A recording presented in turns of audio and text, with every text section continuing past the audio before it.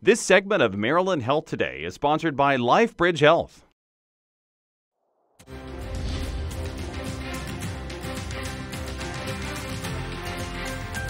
We ended 2016 on a somewhat sad note. Several celebrities passing away. Star Wars actress Carrie Fisher dying of a suspected heart attack. Her mother one day later with possible heart-related conditions. George Michael's suspected heart issues. Alan Thicke, it goes on. This morning, Dr. Ali Tabrizchi is here with Lifebridge Health, and he's here to talk about some ways that we can be proactive about our own heart health. Thank you so much for being here. Kind of sad terms, but important to talk about. Oh, absolutely. Thanks for having me here. Oh, In my goodness, 2016, going on to 2017, heart disease remains as the #1 cause of death for both genders. For Why both is women. that? You know, ultimately, the diagnosis is delayed at times with females. They have atypical presentations. They have indigestion, fatigue, shortness of breath as their only symptom for heart disease because they have smaller arteries. And with men, sometimes denial. You know, they claim that their chest pain is indigestion, acceptance that this is heart disease, evaluation by a physician is delayed. I think sometimes you think heart disease, it's later in life, but a lot of these celebrities are young. They're middle-aged. You know, what's going on? How are we seeing this earlier? Is there something that we're doing wrong that's aiding to this? The common things pretty much lead to heart disease. The most important factor we cannot change, or non-modifiable risk factor, is your genetics, your DNA. If mom and dad had heart disease in their young 50s, then look for it younger.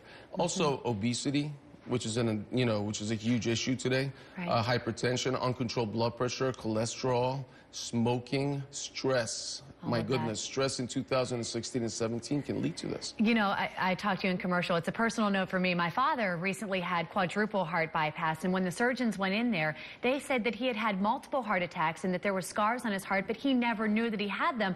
How is that possible? Unfortunately, way too common. We have indigestion, or we just feel lousy for a particular day, and we think that we're just battling with a common cold, or we had too much spicy food. But ultimately, that's the anginal equivalent symptom, an equivalent of heart disease not getting adequate oxygenation, and that leads to myocardial necrosis or a heart attack.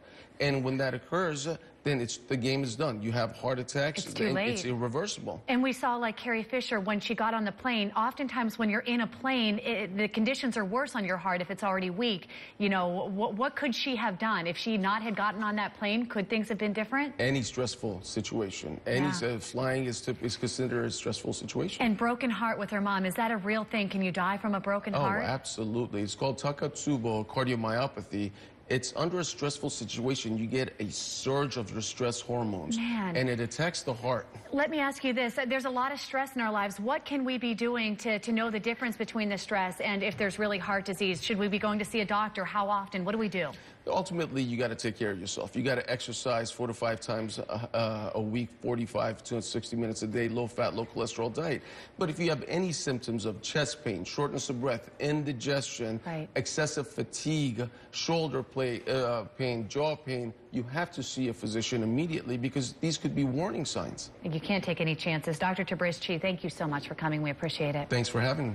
All right, it is the new year, January 2nd, New Year's resolutions into full effect. Go see your doctor. Meantime, if you're heading out today, meteorologist Jonathan Myers here with a look at that forecast. Hey, Jonathan. Hey, Megan, I just got a sleep study a few days ago. And I actually found out I have sleep apnea. You never know. Out. So don't be afraid to go to the doctor. It'll help you out. On Frederick Road, you've got